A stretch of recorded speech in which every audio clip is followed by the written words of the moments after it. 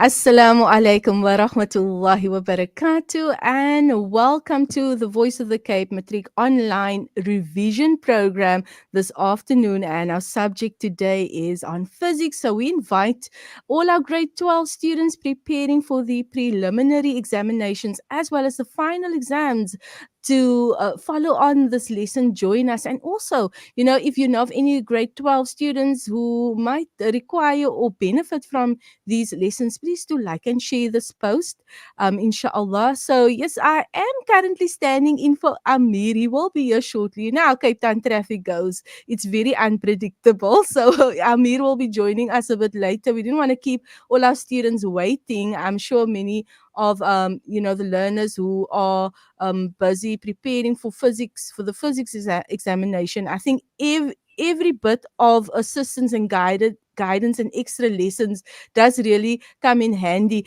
I want to welcome our facilitator for this afternoon, being a second time on this platform for this particular series of the annual Matric Online Revision Program, none other than Zainab Afrika, and she is a third year chemical science student at the University of the Western Cape, and she's also a tutor at Supreme Scholar.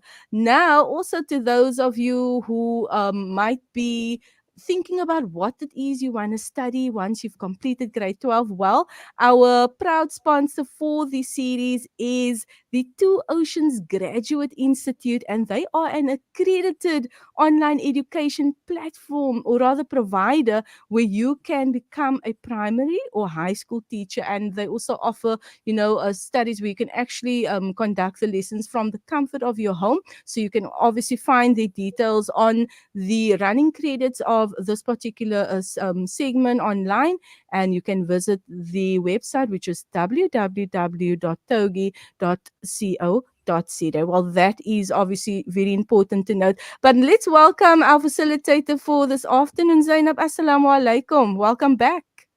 Wa alaikum salam wa rahmatullahi wa barakatuh. Shukran, Sister Kanita, for that introduction.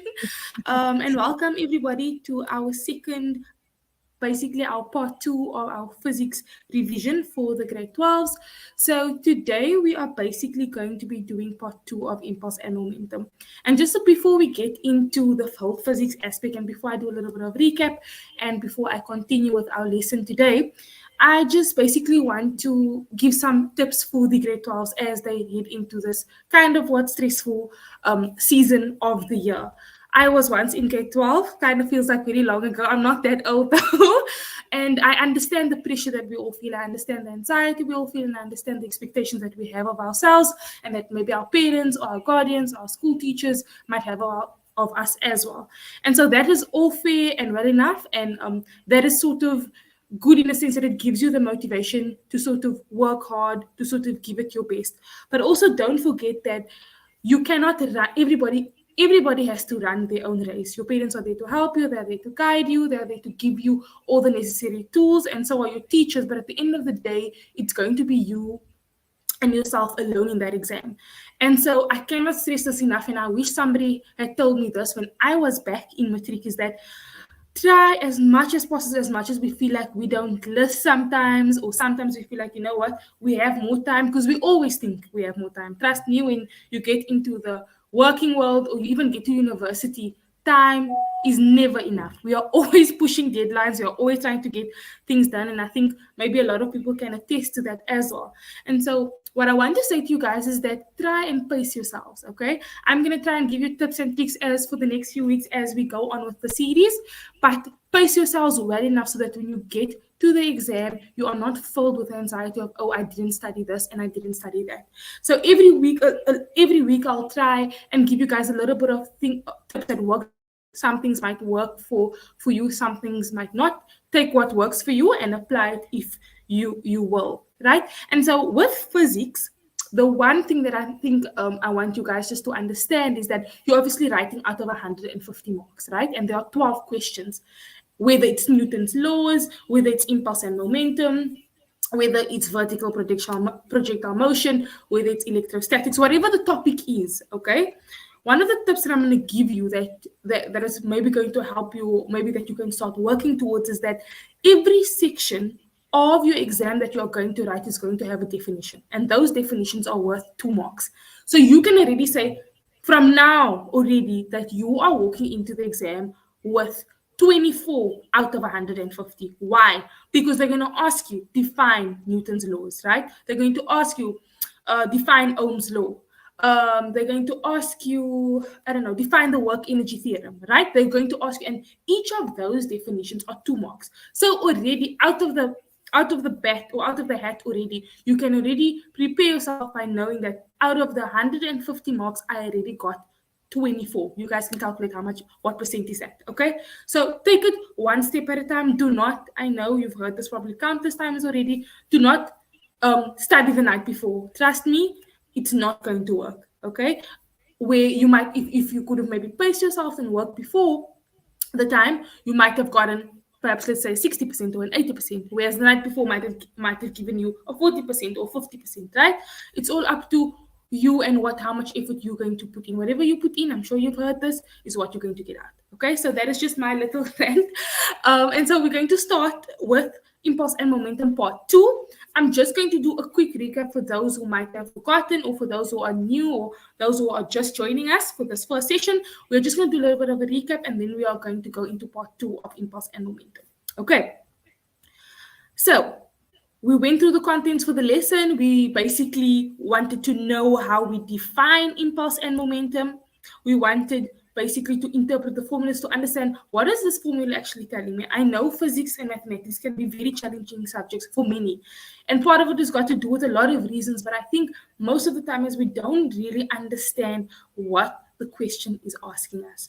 And what I'm going to do is that I'm going to give you, maybe I'm probably thinking in the next lesson, but even in this lesson, I'll give you a standard way of asking a question, and then I'm going to give you the same question, the exact same question. You need to do the exact same calculation, but it's just asked differently, or it's just asked more complicated, or using a different terminology, but it's exactly the same thing. And then we're going to contrast the two and see, okay, what are the things that I need to look out for? So like I said, we want to also understand how we're going to interpret the formulas, and knowing definitions are very important. And I'm not talking specifically about just the definitions pertaining to physics, but I'm talking about what does it mean to analyze? What does it mean to differentiate? What does it mean when the question says compare? What does it mean when the question says explain or define or calculate? Okay, so these are all words that mean different things, and it means different things, but it also guides you into how you need to answer the question. So if I'm saying compare, I'm basically going to analyze two different things, and I'm going to give the differences between the two. If it's saying analyze, if it's saying explain or differentiate or calculate, then it means there's certain things that I have to do in order for me to come to the right answer. Okay, so we're going to look at different sorts of questions. Okay, or we're going to look at questions that are asked in different ways, but technically the outcome is going to be the same. Okay, so I think that is where most of our issues lie, is where we are struggling to interpret the question. We might know the content, we might know how to do, I don't know, Newton's laws, we know the formula, but now how do we apply this formula to what the question is asking? Okay, and then we're going to do some questions on that. We spoke a little bit about physics. I basically explained why physics is important. Why do we study and understand it? And not everybody is inclined to mathematics and physics, right? But physics is important because it basically describes motion. Okay, we need to understand why gravity works the way it does. Okay, and we use this through things like velocity, electric field, kinetic energy. It governs how the universe works. Okay, the laws of physics are applied in our everyday lives, and it's applied everywhere. Okay, and so we basically want to understand what are the fundamental things that basically explain or define the universe, and then we want to understand the relationships between those things. Okay, so how do we find the relationship between mass and velocity and acceleration? How are those things related? Okay. Then we obviously went over basically the topics for paper 1. And so, like I said, we are going to strike a deal that we already have 24 marks, okay? So we are talking about the 24 marks of the definitions for each section. You're going to get 12 questions. Each of them are weighed differently, okay? Out of those 12 questions, each section has a definition component. So you need to basically just memorize. Copy paste. If that works for you, you're basically just memorizing a simple definition for each section. And so we agree, or we have a deal now, that you already have 24 out of 150. Okay? We are manifesting that, inshallah. So basically you have 150 marks. Out of the 150 marks, the 30 marks would be, 20 marks would be multiple choice, true or false. But note that can be tricky. Okay, that it seems easy, true or false, just picking. It's not any mini animal. It's still you trying to apply the knowledge that you've learned in class in order to answer those questions. It might not be a long section, but it's going to be tricky because the answers might be very similar, and so the options, okay, might leave you doubting yourself, and so that's how they trick you. They give you different options, but that's more tricky than actually you trying to solve it, because maybe then if you do solve it, you are more certain of your answer than them giving you a list of options and you just have to guess the right one. Okay, and so of those 20 marks, we have multiple choice and we have true or false, or we have match column A with column B. And then the 130 marks. So technically, the 24 marks that I was talking about lies in the 130 marks that's left. Okay, so basically that's how your question is structured. Your paper will be structured, and I'm sure you're not unfamiliar to the structure of the paper. Okay, so quick recap. We are defining impulse and momentum, the very first section of physics that you needed to be introduced to. Okay, and so we first started with momentum, and I know some certain schools or certain teachers start with impulse, but there's a reason why I decided to start with momentum. Okay, and so what did we say, if anyone remembers? Those of us who are new here, we said that basically momentum has got to do with mass. Okay, so the minute you think momentum, I use as M and M, mass in motion. M&M, the sweets. So mass in motion. Okay, that's how I think about momentum, because you cannot get something to move when it's massless. Okay, in an ideal world. When you get to university, inshallah, next year, and for those of you who are going to study astrophysics and all of those kind of things, and going into the natural science faculty, you will learn about Einstein's, and I said this last week, you will learn about Einstein's theory of special relativity, which is a very advanced topic, and I kind of did it for like one semester, but it's very interesting for background knowledge, because I'm not a physics major, I'm a chemistry major, but nonetheless.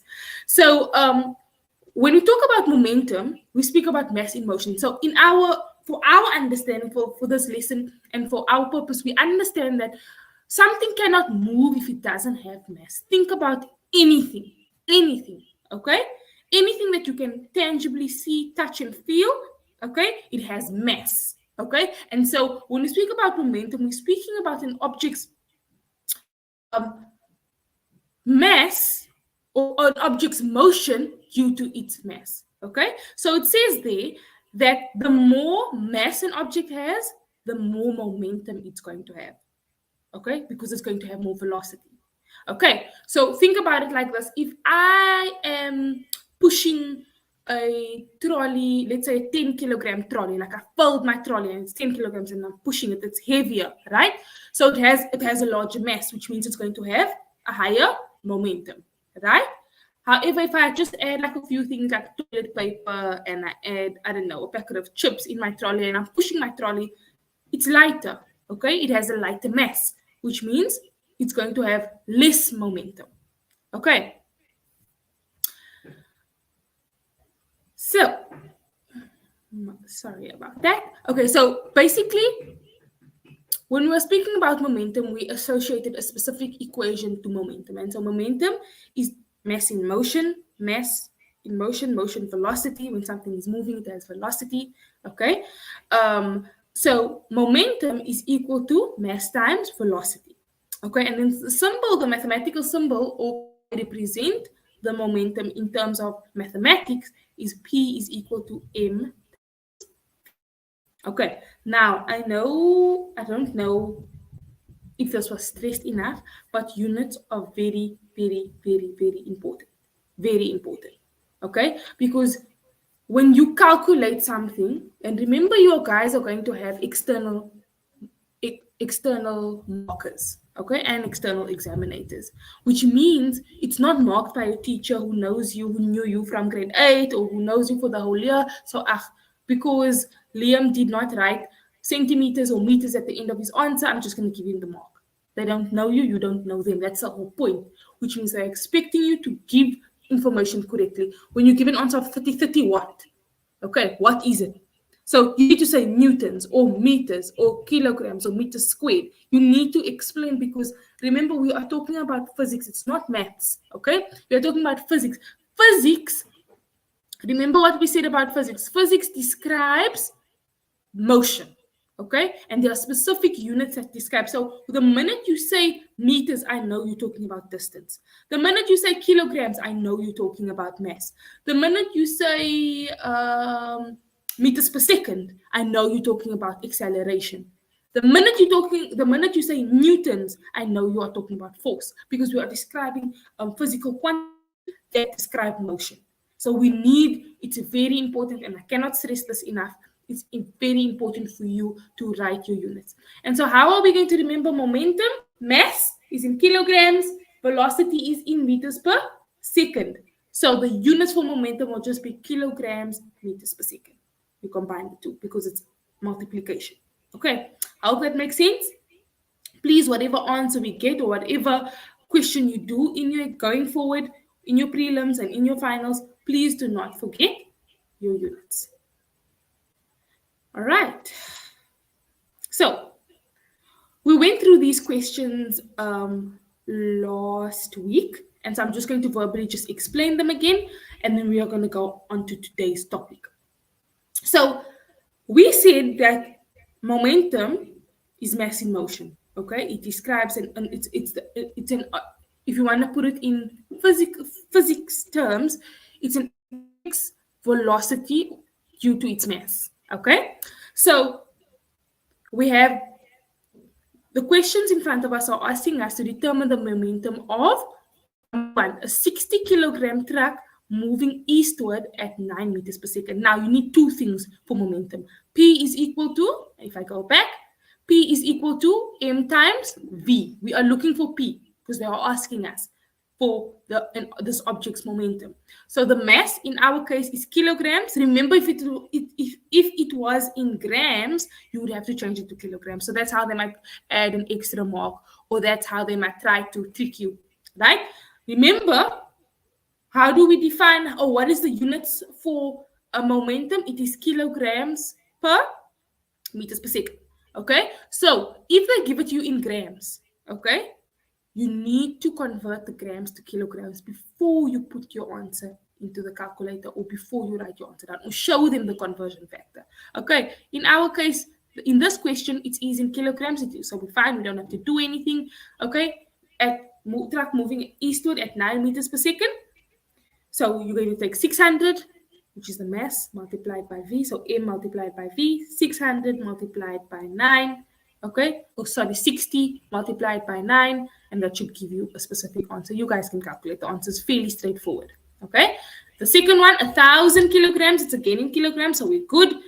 And this car is moving northward at 20 meters per second. Okay, so we have 1,000. P is equal to M times V.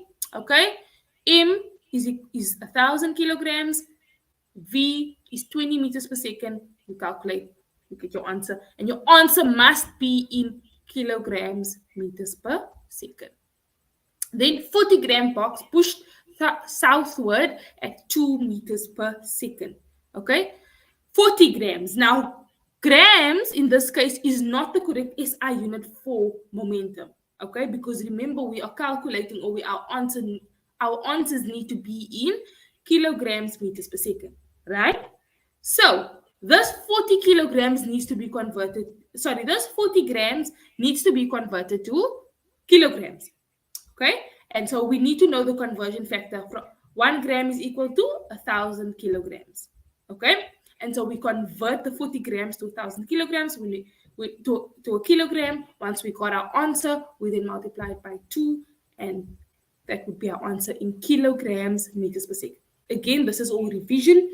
We have gone through it last week, so it's basically just a recap. Okay, so now we know that P is equal to M times V.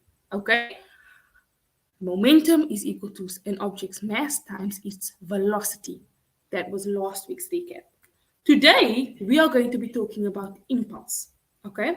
And we will see that all of these things are linked together, okay? Everything is linked together. They're all interlinked like this, okay? So it's important, for some of us, this might be a basic, okay? But it's important that we understand how to just do the basic calculations in order that so when we get to the complex calculations, we know how to fit the complex calculations into, or we know how to fit the simple calculations into the complex calculations, and we can somehow figure out how we're going to work from there. So now we said we understand, or we now understand basically what momentum is. Okay. So now when we talk about we basically momentum was just an object's mass due to its motion. Okay. Now when we have a change in the momentum, so let's understand this very carefully. Okay. When I talk about change, okay, in physics, when we speak about change, okay, we are speaking about beginning and we're speaking about end. In physical terms, we say initial and final. Let's let me say that again. Okay. When I speak about change, sometimes we refer to it as delta. Okay. We are speaking about a beginning and an end. Okay. Unfortunately, in life, everything has a beginning and an end. Okay. And so it's mirrored in the work we do. Okay. So when we speak about a beginning and an end, in physics, we say initial and final. So I was basically just saying, if I am sitting and I'm just moving, or so let's say, for example, if I'm weighing 50 kgs, I don't weigh 50 kgs though. I wish I did. If I'm weighing 50 kgs, right? And I'm walking at 2 meters per second, I'm walking. So it's going to be 50 kilograms multiplied by 2, that's 100 kilograms meters per second. That's my momentum. Okay? Now, when I'm speaking about change, I'm speaking about where I started versus where I'm going to end. Okay? Or where I've ended off versus where I've started. Okay? So when I speak about change, it's the initial minus final. So that is called impulse. Okay? Because it's change, it's quick. I don't know if you've ever heard of someone saying, "Can I take your pulse?" You know, the beats per minute. I don't know. I'm not really a cardiothoracic surgeon, so I don't really know all of that stuff. But it's kind of somehow related. Okay, so impulse is something that happens very quickly. Like when someone will say, he acted very impulsive. It's like out of the blue. Okay, it's a calculation. It's in physics you will see that the impulse is much smaller than the momentum calculation. Okay, so any object that is changing its momentum, okay, is experiencing an impulse. Okay, if my momentum is changing, I'm experiencing an impulse. Okay, and why do I do that? Because according to Newton's second law, which we are going to come to, there must be an unbalanced force that is on the system, or it's going to act on me. Maybe somebody kicked me with a ball or something, and now I experience an impulse because now there's a change in my momentum, right? So an impulse has to be caused by an unbalanced force, and I highlight that. That's important. I don't think a lot of students understand this aspect of impulse, okay? And so we're not going to dive too much into it, but just understand that an object's change in momentum, it's an impulse. They are going to ask you, define impulse or define momentum. You must be able to do that, okay? So impulse, we know that momentum, and we're going to come and see the relationship between all of this shortly, is that we know that impulse is equal to the change in an object's momentum. So now the velocity is changing, which means I must have a final and I must have an initial. So the standard formula would be impulse is equal to delta V, okay? But because it's changed because we want to know an object's motion relative to its initial and final position, we must say final minus initial. So P is momentum final minus momentum initial. I hope that makes sense to everyone. Okay. We're going to do some practice problems, and I want us to do some practice problems on the board. So I'm going to be writing, we will be doing this question together, and then afterwards there's going to be a sort of an exam practice problem that we are going to do together. Okay, so let's pull up the board.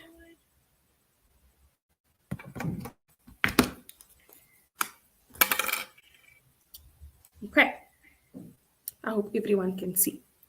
So we have an object that is moving at. Let's quickly just go back to the slide so that we can write down all the information before we answer the questions, because we haven't written down the initial conditions of the question. So let's go back to the slide.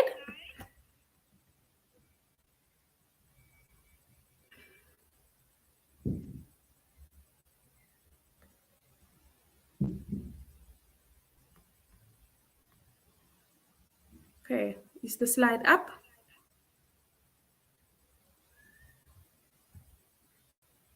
There we go. Okay, so before we go to the board, let's quickly write down, or let's read the question together, and we are going to write down what are the initial conditions before we go to the board. Okay, so the practice problem says a ball with mass 0.5 kilograms is rolling along the floor with a velocity of 2 meters per second in the positive direction. Let's quickly backtrack. We said that momentum is a vector. If you guys remember what's a vector? A vector is something that has magnitude and direction. Okay?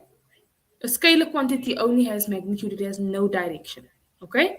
A vector quantity, it's going to tell me its magnitude and it must tell me its direction. That's how we define a vector. Okay?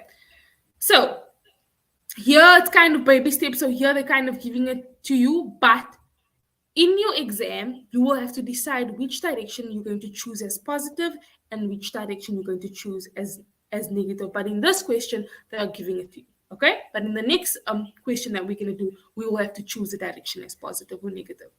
Okay? And you have to indicate that on your exam. Okay? So we have a ball. Its mass is, so I'm first going to write all the initial conditions, and then we're going to solve together. So we have this ball, and this ball is 0.5 kgs. Okay? It says it's rolling along the floor with a velocity of meters per second in the positive direction. Okay? So now we will say that it's rolling along the floor. That's its initial velocity. Okay? So the initial velocity is 2 meters per second. A foot kicks it, speeding it up velocity 3 meters per second in the positive direction.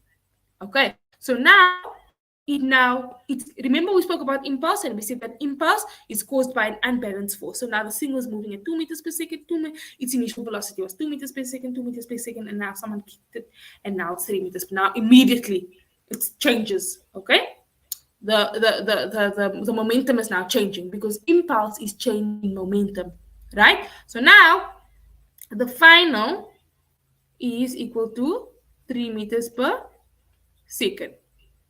Okay, so now we have three questions. They say what they want to know: what is the ball's initial momentum, what is the ball's final momentum, and what was the impulse of the ball. So let's quickly go to our board and let's solve this question.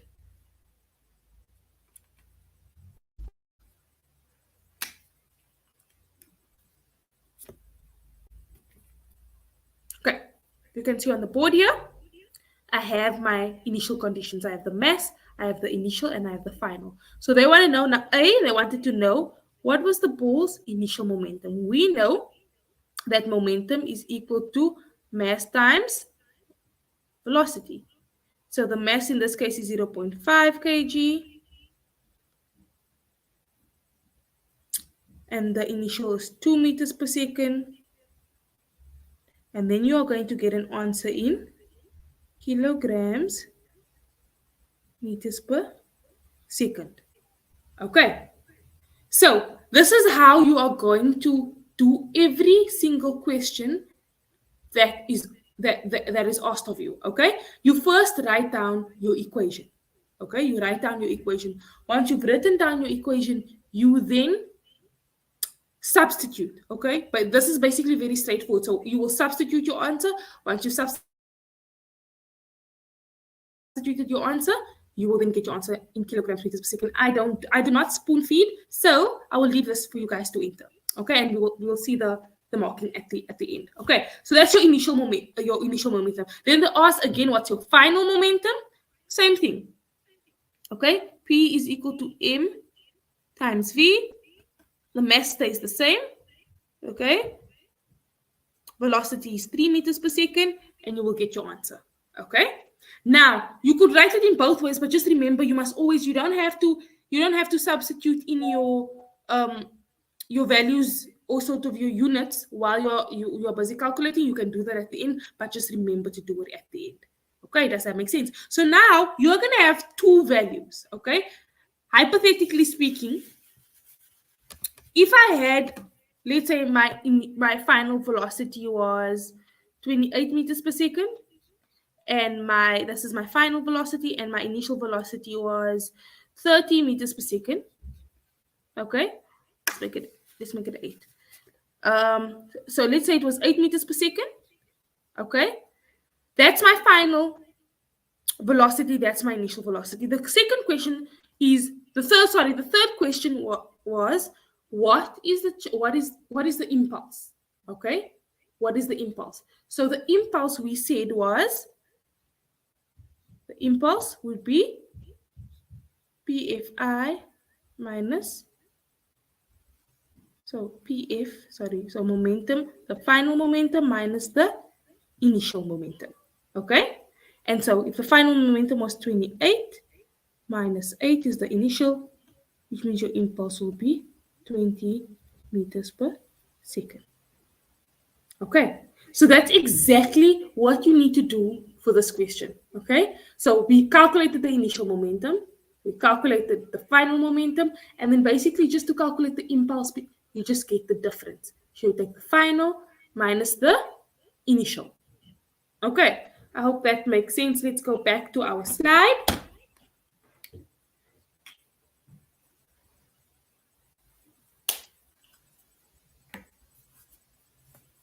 All right. So, A, we got the initial momentum, B, we got the final momentum, and C, what was the impulse? So the impulse we said would be the difference. I want you guys to calculate this, okay? Simple, very straightforward calculations, okay? You plug in, you get your answer for the initial, you get your answer for your final, and then you get the difference. Okay. Then so the second part of impulse and momentum deals with its relationship to force. Okay, so now we've talked about how the change in momentum is referred to the impulse. And we know that impulse must be caused by an unbalanced force. Okay, impulse must be caused by an unbalanced force. Okay, so how are force and impulse related to each other? Please, this is very, very, very important. So I want everybody to be paying attention at this point. Okay, I'm going to come back to this later on when we're doing a different topic. Like I said in the beginning, all of these things are linked. Okay, they are all linked together. So remember, we said that impulse must be, you cannot have an impulse if there was not a unbalanced force acting upon the object, right? So let's say I'm walking past a park and my momentum, let's say, is 15 kilograms meters per second. And one of the boys kick me at the park. So now, let's say now my momentum changes to, I don't know, 20 kilograms meters per second. Okay, so I went from 15 to 20. I've changed. My momentum has changed, right? So that now I will refer to as the impulse, okay? Because what happened? What caused my momentum to change? The unbalanced force, like the ball hitting me, changing my momentum. Because I was going fine at my 15 kilogram meters per second. I was taking my own time walking, okay? So how do we relate impulse to force? Okay, so we say that impulse is going to equal to the force multiplied by the time. Okay, let's just work with each other here slowly but surely. So impulse is the force multiplied by the time. Okay, because remember, it's changing momentum. We said now that impulse is final momentum minus initial momentum. That's all well and good. That's not wrong. That's still correct. The impulse is still final in terms of momentum. Impulse is still final minus initial, but impulse can be explained in terms of momentum, and impulse can be explained in terms of force, both ways, and all are equal to each other.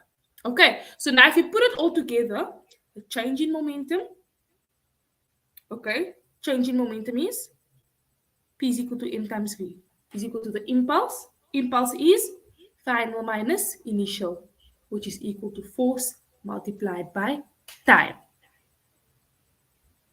Change in momentum is equal to the impulse, which is equal to the force. Okay, I'm going to repeat that again. The change in momentum is equal to impulse. We said that impulse is change in momentum, right? But we also said that impulse is equal to the force multiplied by the time, which means all of those three are equal to each other. If I have a change in momentum, that will equal to my impulse and will also equal to my force multiplied by time, which means in that equation, if you can look at this line here, I can ask you to find time. I can ask you to find final momentum. I can ask you to find initial momentum. I can ask you any one of those variables in that equation because you can equate them all together based on the definition that I just gave. Okay, so change in momentum is this. Yes, do you agree that change in momentum is final momentum minus initial because change in momentum is equal to impulse. So change in momentum is equal to impulse, and we know that impulse is final minus initial, which is equal to force F multiplied by T. Okay, so now the last thing that we are going to look at now, because now we're going to bring all of this together. Okay, we're going to bring impulse together, we're going to bring force together, we're going to bring momentum together, and we're going to ask them. Impulse and momentum, this is a typical exam question. You can see it's worth 12 marks. It's not something that we need to, it's not one of the very difficult topics to understand. So I would say we could really score our marks if we could understand the impulse and momentum question. We could score quite well. We just need to apply ourselves correctly and practice, practice, practice, practice, practice, practice, practice. Okay. So let's read what they are saying here. Okay, it says dancers have to learn many skills, including how to land correctly. A dancer of mass 50 kilograms leaps into the air and lands feet first on the ground. Now, guys, they like physics. They like giving stories, unnecessary stories. We do not care about the dancers. We care about their velocities and impulses, right? So, do not get lost in translation. You know, when they say get lost in translation, you are so focused on all like everything up until basically the first two sentences are not important. Okay, it's not important. They're just giving you a scenario for you to think of in order for them to give you the information. What's important is from the third sentence. The third sentence is she lands on the ground with a velocity of 5 meters per second. Okay, as she lands, she bends her knees and comes to a complete stop in 0.2 seconds. Now let's stop there quickly. A dancer, she has a mass of 50 kilograms. All right? She lands on the ground with a velocity of 5 meters per second. Is that initial or is that final velocity? So this is where you need to filter out the important information that you need. Okay? It says she lands. She didn't jump. Jump would be initial, right? So she lands on the ground with a velocity of, so I have my mass and I have final velocity. Final velocity. So there I can really do P is equal to mv, but that's for final. Okay? It's not the impulse, it's just the momentum. Okay, and then she said she bends her knees and comes to a complete stop in 0.2 seconds, which means if I'm seeing time there, I'm going to somehow have to relate it to force. So why? Why am I saying this? Is because if I have my impulse and I have force, then I have to have time. So if they give you time, then the minute you see time or the minute you see force, you must relate it to each other. Like, okay, now they're giving me time. Why are they giving me time in impulse and momentum? Just know it's related to the force. Okay. So, number one, calculate the momentum with which the dancer reaches the ground. easy. Why? It's only 3 marks. Actually, 3 marks is a lot. It's supposed to be 2 marks. Okay, but they're being generous. Okay, P is equal to M times V for number 1.1. I'm going to guide you through the questions. Okay, I'm not going to give you all the answers to the questions because I want you to sit and think about it and go and do it. It's going to be up there for you to see, to take down, to screenshot. So digest it. Okay, and the answers will be at the end. So the important thing is for you to know and understand how you need to solve it. Okay, so calculate the momentum. Momentum is P is equal to M times V. What is M? 50 kg. Is it in the correct? Is it in the correct SI unit? Yes. What's V? Because they're saying calculate the momentum with which the dancer reaches the ground. They didn't say calculate the momentum with which she jumps because we don't know her initial velocity. I don't know what she went up with. I just know what she came down with. Okay. So it's going to be P is equal to M times B. M 50, V 5 meters per second. You get your answer, and your answer must be in kilograms meters per second. 1.2, define the term impulse. There we go. Impulse is defined as an object's change in momentum. Okay? Or however, whatever definition you guys also have and you understand it better, that's totally fine. Okay? Then 1.3, calculate the magnitude of the net force acting on the dancer as she lands. Okay? Now, we're going to assume in this case that the initial velocity is 0. Why? Because they didn't give us any information and we cannot solve this question without the initial velocity. Okay, so we're going to assume that the initial velocity is 0. Okay, because we have the final velocity. So let's go back quickly. I'm just going to guide you on this question step by step. The force. Okay, so basically you need this equation. Okay, so we're going to assume that the initial velocity is going to be 0. Okay, the final velocity we have because that's what she lands with. Okay, force we don't have and time we have, which means you guys need to make if the subject of the formula. I already told you that the initial velocity is going to be 0. Okay, the final velocity you've already calculated in the previous question. It's P is equal to M times V. So you have M and V. Okay, you're looking for force and time you also have. So if you have all the components of this equation except for if. Okay, take a minute to, if you want to pause this, pause it, listen to it again, or backtrack if you have to. Just listen to how you are going to solve this step by step. Okay, so that's very important. Okay, I do want us to just sort of understand a little bit more. So we are going to answer 1.4 and 1.5, but basically just with regards to the impulse and momentum, just to reiterate basically what you've been saying. Okay, so they are saying assume that the dancer performs the same jump as before but lands without bending her knees.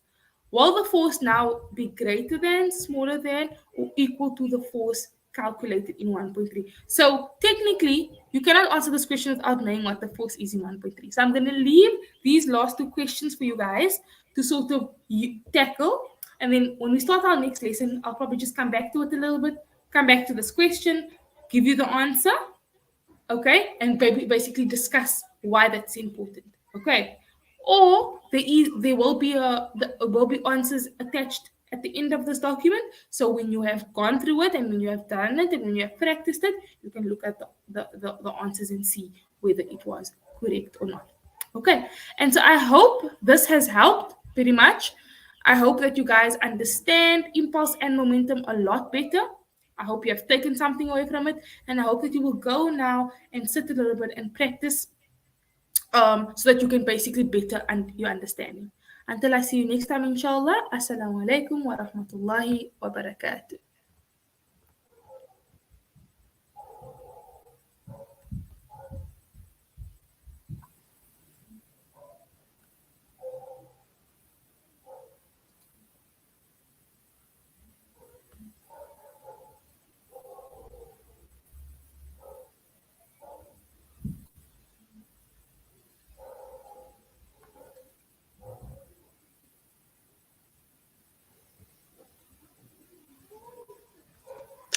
Alaikum salam wa rahmatullah and assalamu alaikum wa rahmatullah to all of our beloved viewers on the Voice of the Cape's YouTube and Facebook page. We would like to once again thank our beloved sister Zainab Afrika, beloved sister of mine, for so beautifully rendering the content for physics for all of our beloved matriculants who are preparing for their upcoming trial examinations as well as their NSC examinations.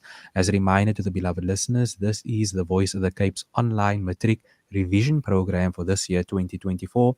And of course, the Matric Revision Program of the Voice of the Cape is proudly sponsored by the Two Oceans Graduate Institute, which is an accredited online platform where you can become a primary school or high school teacher by studying in the privacy of your own home. And for more details, you may find out from the website page, and that is the visit www.togi.ac.za, or you may call the number 021 829 7015, and that is for more details regarding the Two Oceans Graduate Institute if you would like to find out more information from them, which is the official sponsor of the Matric Revision Program.